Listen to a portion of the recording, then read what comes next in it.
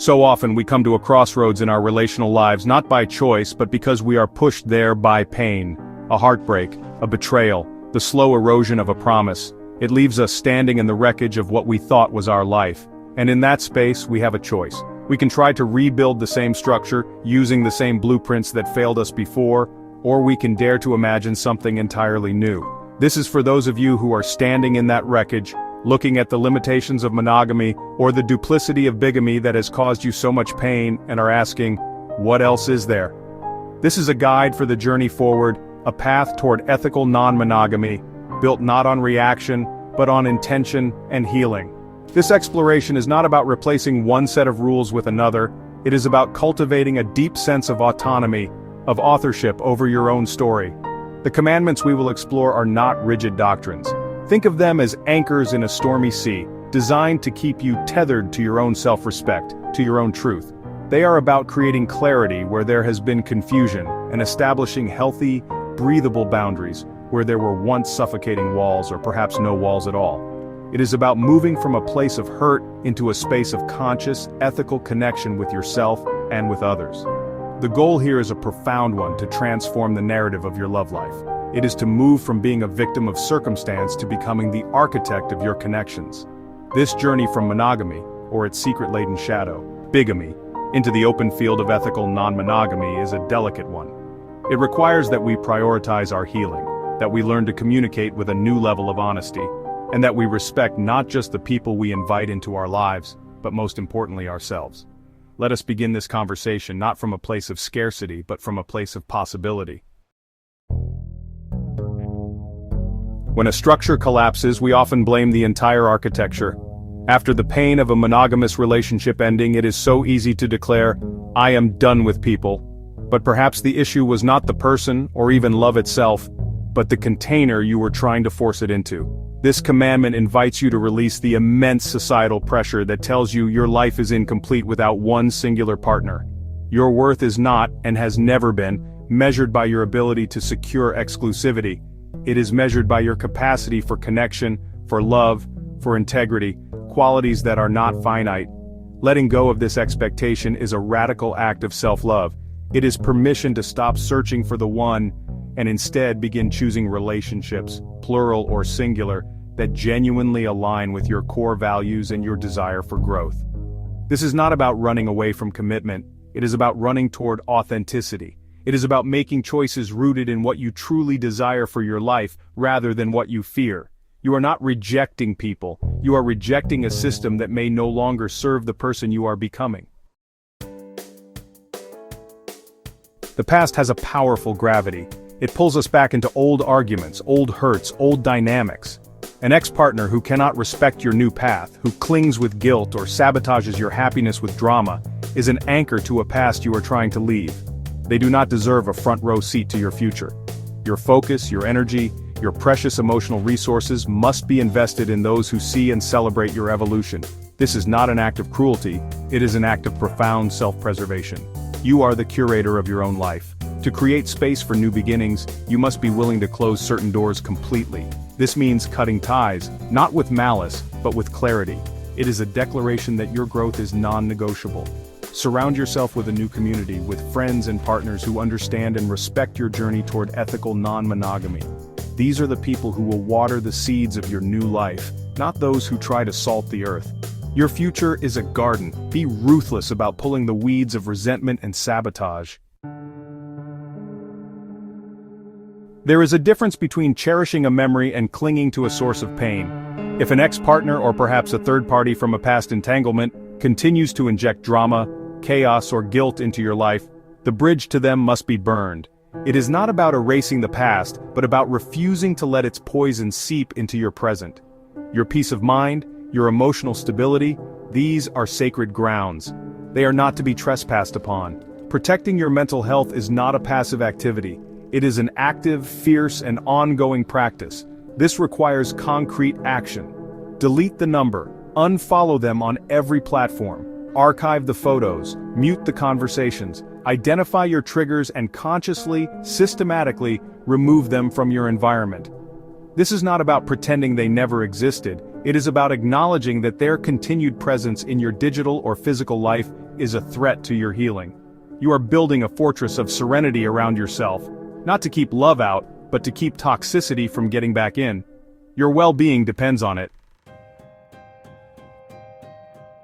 Society hands us a timeline for love, for family, for happiness. We are told to be settled by 30, to have it all figured out by 40. This is a fiction, and honestly, a cruel one at that. Moving on from heartbreak, especially when you're redesigning the very foundation of your relational life, has no deadline. Your readiness to love again, whether that's to love yourself in solitude, or to love many with integrity, is not dictated by the calendar. It's dictated by the quiet, internal work of healing. To rush this process is to do yourself a great disservice. It's to risk replacing one pain with another, to seek distraction in new bodies instead of finding stability within your own soul. So, give yourself permission to heal at the pace your heart requires. Some days will feel like progress, others like regression. This is the rhythm of healing. Your journey is valid whether it takes a month or a decade. The goal isn't to arrive at a destination by a certain age, but to travel with authenticity and self-compassion. The familiar comfort of a past love can be a siren's call, especially in moments of loneliness. If an ex-partner re-enters your orbit, expressing a desire to reconnect, the first and most critical question is, not do I still love them? But, have they grown in the same direction as me? The conversation must be direct. Your new relational philosophy is not a phase or a whim, it's a core component of who you are now. You must ask, do you understand and embrace the principles of ethical non-monogamy? If the answer is no, if they're hoping you'll come to your senses and return to the old model, then the door must remain closed. This is where you set a boundary that is both kind and immovable. You can say, I am building my life around the practice of ethical non-monogamy, and that is my priority. If you cannot accept and respect that fully, then we cannot build a future together. This isn't an ultimatum, it's a statement of fact. It's honoring your journey by refusing to compromise your fundamental values for the sake of a familiar ghost. The word concubinage can be fraught, but let's reclaim it here to mean the freedom to explore connections without the formal structure of primary partnership. When you're single, this is your laboratory. It's the time to explore what you want, to have connections, to date freely, and discover your own desires and boundaries. But once you're attached, even loosely, the rules of the laboratory change. Honesty becomes the central pillar. There can be no secrets, no hidden arrangements, no don't ask, don't tell policies that are merely shields for deceit. Every person involved deserves the dignity of the truth. This means disclosing your relationship style and your other connections up front, before intimacy deepens. It's about giving others the information they need to make an informed choice about whether they want to participate. Hiding partners, or the extent of your connections, is not ethical non-monogamy. It's simply a new form of the old betrayal. It creates a hierarchy of knowledge that breeds insecurity, jealousy, and resentment. Transparency is the price of entry into ethical connection. For many of us, our mother's voice is, the first voice we ever knew, and it often resides really deep within our psyche. Her approval can feel essential, and her disappointment honestly can feel like a physical wound. Her opinion matters because, well, you love her, but her opinion does not and cannot dictate the course of your life. Your life choices are yours alone to make. If she can't understand or validate your need for a different relationship structure, and if her words are invalidating or hurtful, you really do have to protect yourself. This requires a delicate but firm boundary. It's not about, cutting her off necessarily, but about limiting her access to the parts of you she is harming. You can communicate this with love and respect for her while still honoring yourself. A phrase like, I hear your concern, Mom, and I know it comes from a place of love, but I'm building a life that feels true and healthy for me. I need your support, and if you can't offer that right now, then we may need to not discuss my relationships. You are the gatekeeper of your own well-being. In the landscape of multiple relationships, the possibility of pregnancy can bring up intense fears around ownership, responsibility, and control. This commandment is a radical call for respect. If a partner becomes pregnant, their body and their choice are unequivocally theirs. Your role is not to influence, persuade, or coerce. It is to offer support for whatever decision they make, free from your own agenda or judgment. Her autonomy is paramount. Whether their choice is to parent, to pursue adoption, or to have an abortion, your part is to listen and to respect their sovereignty. You can and should discuss what level of involvement, if any, you are willing and able to offer, but that conversation happens after you have affirmed their absolute right to choose. This is the ultimate test of letting go of control. It is about decentering your ego and honoring the profound reality that you do not own another person's body or their future.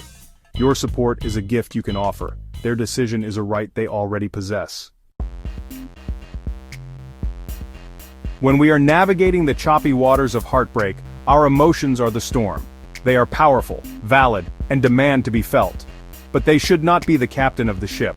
Making decisions from a place of pure emotion, loneliness, anger, jealousy, desperation, almost always leads us straight back into another storm, another heartbreak. This is the time to engage your logic, your prefrontal cortex, your inner strategist. It is time to prioritize reason over reaction. Before making a move, sending that text, starting a new relationship, confronting an ex, pause, take a breath. Ask yourself the cold, hard questions. Will this action add sustainable value to my life long term? Is this choice aligned with the person I am trying to become? And most importantly, am I running from my pain, or am I consciously building something new? Let your emotions be the passengers that inform you of the weather, but let your thoughtful, logical mind hold the map and the compass. When you have been hurt, the desire for retribution can be intoxicating. The thought of winning the breakup by being happier, more desired, more successful in your new life can be a powerful motivator. But this is a trap. Choosing polygamy, polyamory, or any form of open relating as a weapon against an ex is to poison the well from the start. It dishonors you, and it uses new partners as pawns in a game they never signed up for. Your joy is not their loss. Your healing is not their punishment. This path is about expansion, not revenge. It is about choosing to love more expansively, more honestly, more authentically, because that is what your soul craves. Date with intention. Seek partners who share your values of communication, integrity, and mutual respect. The goal is not to prove a point to someone who is no longer in your life. The goal is to build a beautiful, complex, and fulfilling life for yourself, populated by people you genuinely care for. Use this freedom to create love, not to perpetuate a cycle of pain. As we conclude this exploration, I want you to notice the fundamental shift in perspective these commandments offer. It is a movement away from the helplessness of anger and toward the power of agency. It is the decision to prioritize ethics over ego, to choose conscious construction over chaotic reaction. This is not a quick fix.